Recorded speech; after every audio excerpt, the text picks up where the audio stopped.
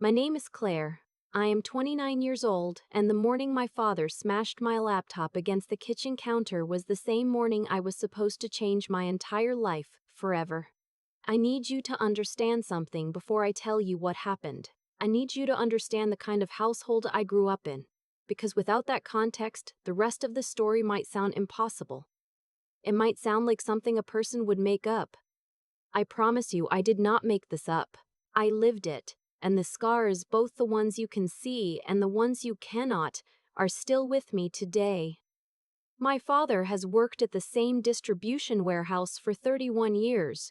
He started there at 19, straight out of high school, and he has never left. Not because he loved it, not because it fulfilled him, but because in his mind that was what people like us did. We showed up, we clocked in, we took what the world gave us, and we did not ask for more. Asking for more, in my father's philosophy, was a form of arrogance. It was ingratitude. It was betrayal. My mother agreed with everything he said. She always had. In 33 years of marriage, I never once saw her contradict him on anything that mattered. She had opinions about small things. What to cook for Sunday dinner, which neighbor had the nicer garden. But on anything that touched the family structure, on anything that touched my future, she dissolved into an echo of whatever my father had already decided. I have one brother. He is 4 years older than me and chose the path my father approved of. Trade school, then a job at a contracting company, then a wife, then a house, 2 miles from our parents. My father talks about my brother the way some people talk about their greatest accomplishment. Every family dinner for the past decade has included some version of my brother's name followed by a compliment.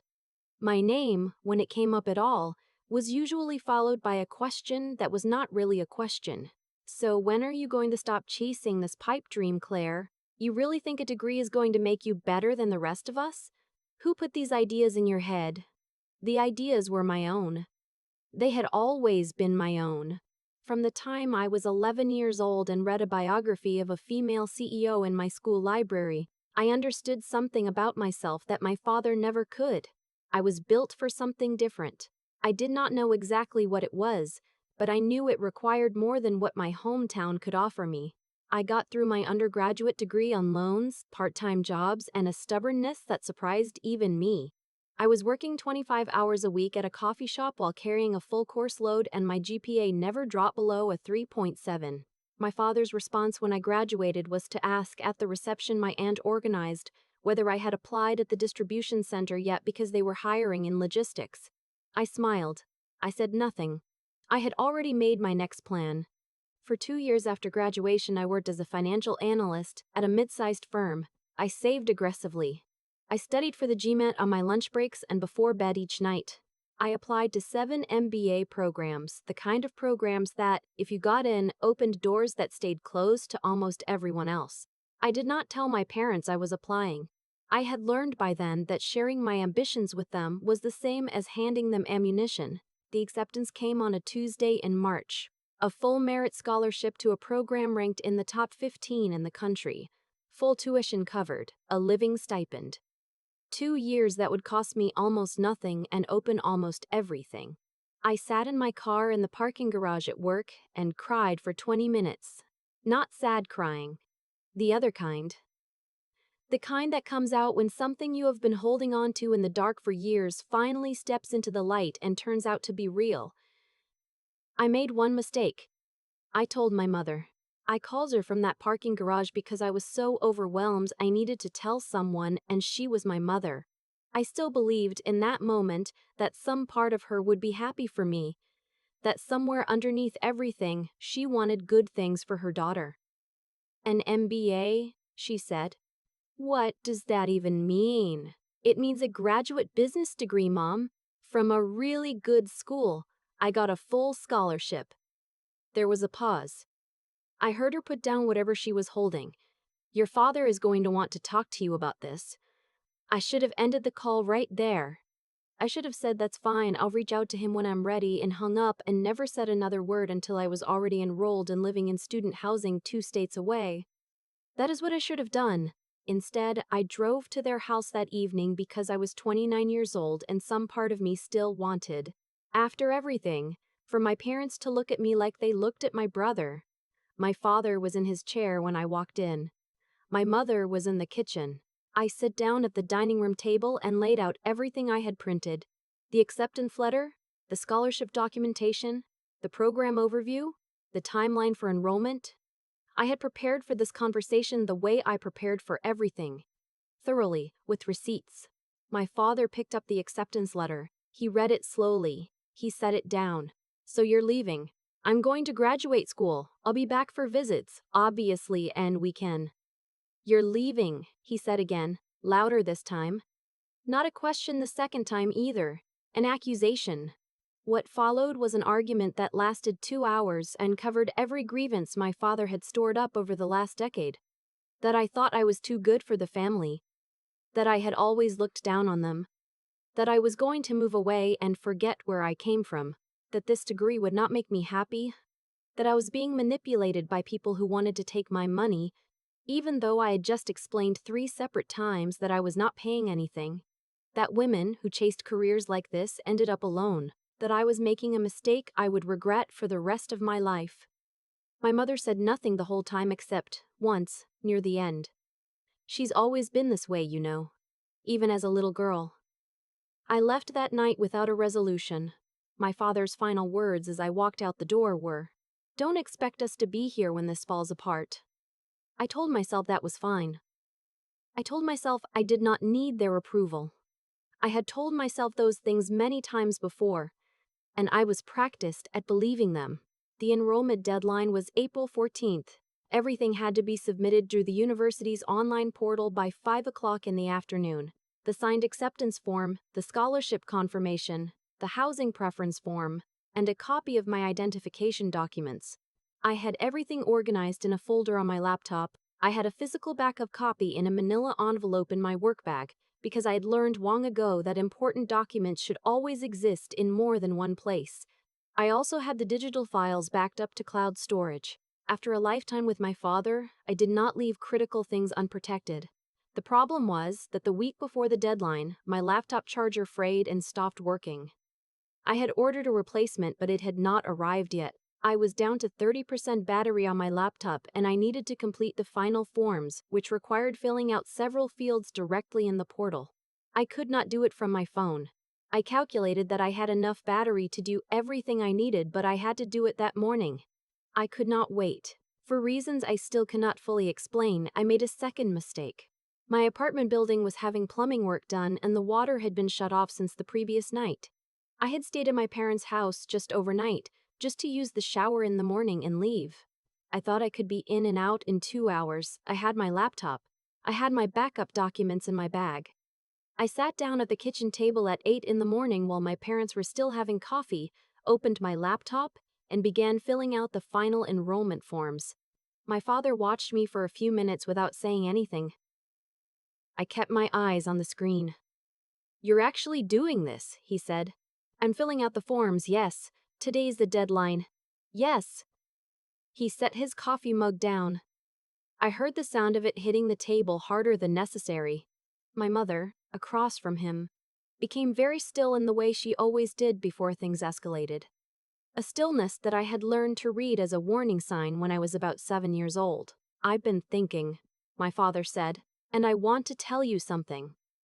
Dad, I really need to focus right now. The portal has I want to tell you something." I looked up. "You are making the worst decision of your life. You are going to walk away from everything that matters for a piece of paper from people who don't care about you. And when it falls apart, and it will fall apart, don't come back here expecting us to pick up the pieces." He paused. "Your brother never put us through this." "My brother's choices are his choices," I said. "These are mine." I looked back at my screen. What happened in the next 30 seconds is something I have replayed more times than I can count. My father stood up from his chair. He crossed the kitchen. He reached across the table and grabbed the laptop by the screen. I reached for it at the same time. I said, "Dad, stop please, don't." And he wrenched it from my hands and brought it down hard against the edge of the kitchen counter. The sound it made was loud. The screen cracked across the middle, a dark fracture blooming outward from the point of impact. He brought it down a second time and the hinge snapped. I was standing by then, both hands out, saying his name over and over, and my mother was still sitting in her chair and she was shaking her head slowly, not at him, at me, as though I had caused this. My father dropped the laptop on the counter. He looked at me. "Now you have a reason to stay," he said. I stood there for probably 5 seconds, which felt like 5 minutes. I looked at the laptop. I looked at my father. I looked at my mother, who had picked up her coffee mug again, as though the previous 30 seconds had not happened. And then something very quiet and very permanent shifted inside me. I picked up my bag from the chair beside me.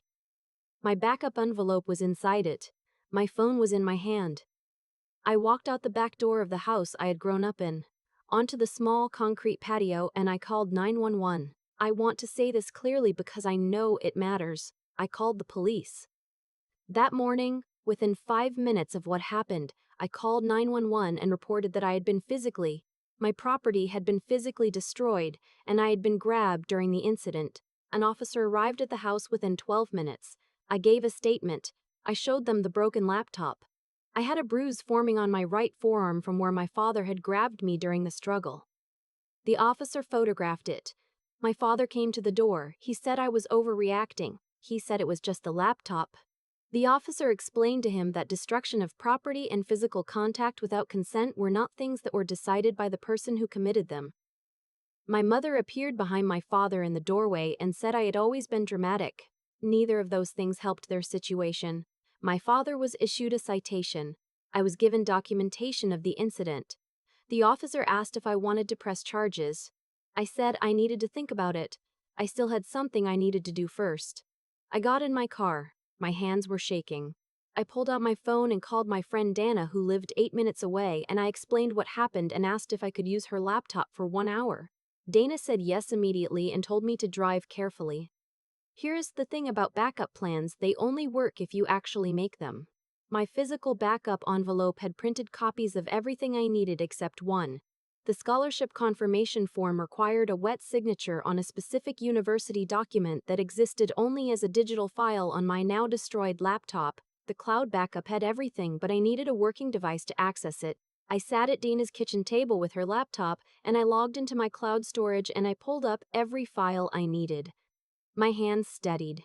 I opened the university portal. I filled out the final fields. I uploaded the documents. I signed the electronic forms. I submitted everything at 10:47 in the morning, more than 6 hours before the deadline. Then I sat back in Dana's kitchen chair and I looked at the confirmation screen for a long time. Dana put a cup of coffee in front of me and didn't say anything, which was exactly right.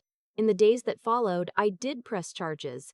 The case eventually resulted in my father completing a mandatory anger management program and paying for the replacement value of my laptop. My mother called me twice during that period. The first call was to tell me I had embarrassed the family.